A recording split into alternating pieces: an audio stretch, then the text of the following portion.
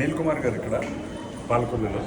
స్వామి, ఇప్పుడు ఏదైనా గుడికి వెళ్ళినప్పుడు చాలామంది గోత్రనామాలు అడిగితే ఈ మధ్యకాలంలో చాలా చాంతాడంత లిస్ట్ చెప్తా ఉన్నారు. అది ఎంతవరకు? శ్రీ గురుభ్యో నమః. పంచారామ క్షేత్రంలో శిరోభాగం శ్రీ క్షీరారామలింగేశ్వర స్వామి దేవస్థానం. నా పేరు అనిల్ కుమార్ అండి.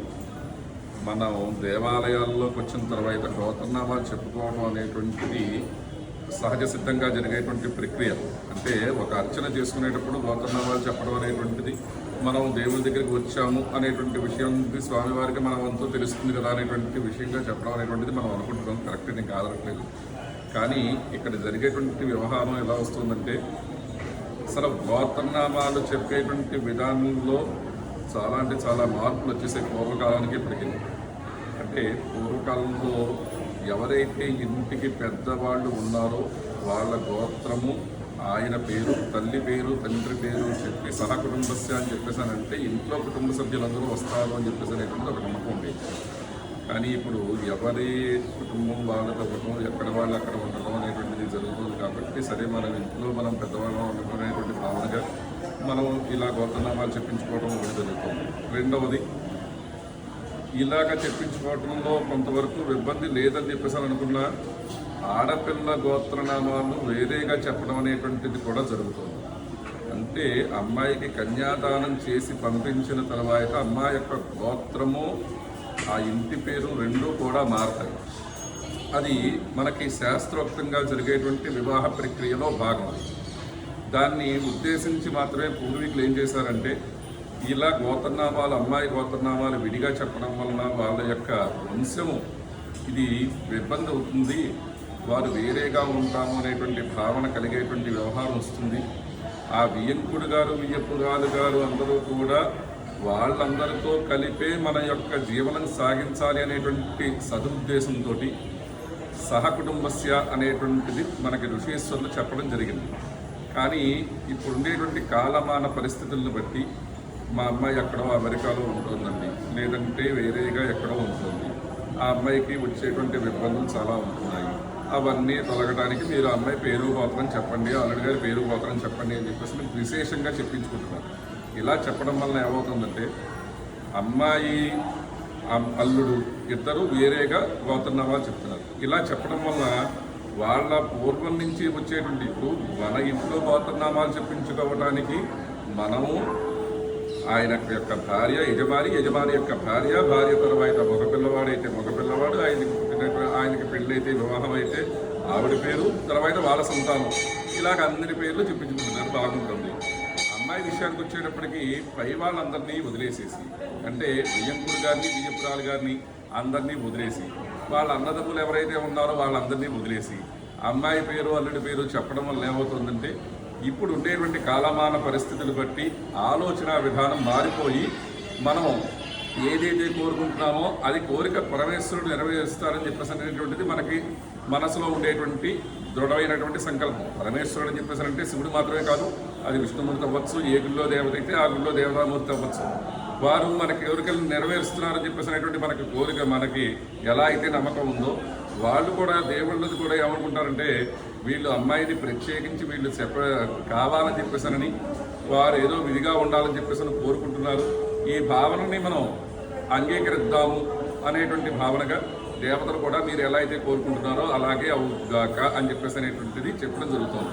అందుకోసం చెప్పేసానని ఇప్పుడు ఉండే కాలమాన పరిస్థితులు బట్టి మనకి జరిగేటువంటిది ఏమిటంటే, మా ఇంట్లో మా అమ్మాయికి పెళ్ళి అయిపోయిందండి, అమ్మాయి ఏమో అత్తవారితో కలవట్లేదు, విడిగా ఉందామని చెప్పేసి అంటోంది, మేము ఎక్కడో దూరంగా ఉంటున్నాము, మా అత్తగారు ఎవరో ఇంటికి రాకూడదు. ఇప్పుడు మనం ఎక్కువ శాతం చూసేటువంటి న్యూస్లన్నీ కూడా, అంటే యూట్యూబ్లో కానీ లేదని చెప్పేసానంటే హైదరాబాద్ లాంటి పెద్ద పెద్ద సిటీస్లో కానీ ఇంకోటి కానీ మనం చేసుకునేటంటే, మా ఇంట్లోకి మా మా ఆవిడ గారు మా అమ్మగారితో నాన్నగారితో కలవడానికి ఇష్టపడట్లేదండి, అత్తామామల్ని కలుపుకోవడానికి ఇష్టపడట్లేదు, అమ్మా నాన్నల్ని కలుపుకోవడానికి ఇష్టపడుతోంది, కానీ అత్తగారింటికి మామగారింటికి రానంటోంది, పండగలు వచ్చినా కూడా రానంటోంది, తోటి కోడలతో కలవాలంటోంది, అలా అని చెప్పేసానని ఆడపడుచులతో కలవాలంటోంది, వీళ్ళవేమో వాళ్ళు ఎవరితోటి కలవాలని చెప్పేసి అంటుంది. కానీ అమ్మని నాన్నని మటుకు చూసుకుంటాను, వాటి వైపు అన్నయ్యని వాళ్ళని అందరినీ చూసుకుంటానని చెప్పేసి ఉంటుంది, కానీ వీళ్ళు ఎవరు రాకూడదని చెప్పేసి చెప్తోంది.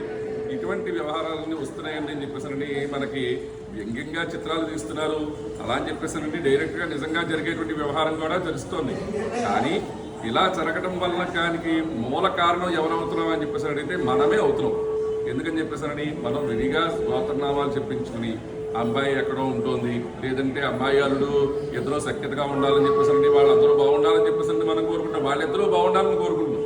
కానీ అసలు విషయం ఏంటంటే వీళ్ళందరినీ దూరం చేసేసి వీళ్ళు మాత్రమే కలిసి ఉంటాము అని చెప్పేసినటువంటి భావన వాళ్ళలోకి కలగజేయడానికి మనం కూడా ప్రేరేపిస్తున్నాం. కాబట్టి మనం అలాగ అమ్మాయి గోత్రనామాలు విడిగా చెప్పడం కానీ అల్లుడి గారి గోత్రనామాలు విడిగా చెప్పడం ద్వారా కానీ మనం ఈ కుటుంబాలన్నింటినీ కూడా కొంచెం ఇబ్బంది పెట్టేటువంటి వ్యవహారంగా తయారవుతుందని చెప్పేసినటువంటిది నా భావన. ఇది ఒక్కసారి అందరూ కూడా దృష్టిలో పెట్టుకుని ఇలా చెప్పించుకోకపోవటం వల్ల మనం అందరం కలిసి ఉంటాం. ఇప్పుడు శ్రీకృష్ణుడు చెప్పినటువంటి విషయం ఏమిటి అని చెప్పేసి అంటే సర్వే మనం హిందూ ధర్మశాస్త్రం ప్రకారం సర్వే జనా సుఖినో భవంతు అని చెప్పేసి అనేటువంటిది మనం చెప్పేటువంటిది, లోకా సమస్త సుఖినో భవంతు అనేటువంటిది రెండో మాట. అలాగే అందరూ కలిసి ఉండాలి అని చెప్పేసి అనేటువంటిది సనాతన హైందవ సంప్రదాయంలో ఒక భాగం ఇది. అలాగే మన యొక్క ప్రధానమంత్రి నరేంద్ర మోదీ గారు కానీ లేదని చెప్పేసి పెద్ద పెద్ద వాళ్ళందరూ కూడా ఏం చెప్తున్నారని చెప్పేసి అంటే ఇది వసుదైక కుటుంబం అని చెప్పేసి అన్నారు. వసుదైక కుటుంబం అంటే అందరూ కలిసి ఉండాలని కోరుకోవాలి తప్పితే ఏదో మా వీడిగా ఉండాలి, మేము సెపరేట్గా ఉండాలి, మేము వేరేగా ఉంటే మా వాళ్ళు ఏదో కలిసి ఉన్నారు అని చెప్పేసి అనేటువంటి భావన తీసుకురావడం అనేటువంటిది కొంచెం ఇబ్బందికరంగా ఉండేటువంటి విషయం. అలాగే ఈ రాను పరిస్థితి ఎలా తయారైందంటే మంచి హడావుడి సమయాల్లో ఇప్పుడు కార్తీక మాసంలో కానీ శివాలయాల్లో కార్తీక మాసం మహాశివరాత్రి చాలా హడావుడిగా ఉంటుంది, అమ్మవారి ఆలయాల్లో దేవీ నవరాత్రులు హడావుడిగా ఉంటాయి, వైష్ణవ సాంప్రదాయం ప్రకారం ధనుర్మాసంలో చాలా హడావుడిగా ఉంటుంది. ఇటువంటి హడావుడి సమయాల్లో కూడా దేవాలయానికి వెళ్ళి దర్శనం చేసుకుని మా అమ్మాయికి గోత్రనామాలు చెప్పండి, మా వాళ్ళకి చెప్పండి, మేము ఎంతమంది ఉన్నాం అంతమంది గోత్రనామాలు చెప్పండి అని చెప్పేసి చెప్పడం వలన ఏమవుతుందంటే తోటి భక్తులకు కూడా చాలా ఇబ్బందికరమైనటువంటి విషయాలు కూడా జరుగుతున్నాయి. మేము దానికి సహనంగా ఎంత ఓపికగా సమాధానం చెప్పినా కూడా ఎదట వాళ్ళు పూర్వం నుంచి మీకు ఇలా చెప్తున్నారు, మా ఊళ్ళో అలా చెప్తున్నారు, మీరు ఎందుకు చెప్పరని చెప్పేసారని మా మీద కొంచెం ఎదురు తిరగడం అది కూడా జరుగుతుంది. కావున భక్తులందరూ కూడా ఈ విషయాన్ని దృష్టిలో పెట్టుకుని మనం అందరం కూడా వసుదైక కుటుంబం అంటే అందరం కలిసి ఉండాలి అనేటువంటి భావనగా చెప్పేటువంటి సంకల్పాన్ని, అలాగే గుళ్ళల్లో అర్చన చేసేటువంటి అర్చకుల యొక్క ఆ పరిస్థితిని కూడా అర్థం చేసుకుని మీరు నిలుగుతారని చెప్పేసి కోరుకుంటూ సర్వే జనా సుఖినో భవంతు, లోకా సమస్తా సుఖినో భవంతు.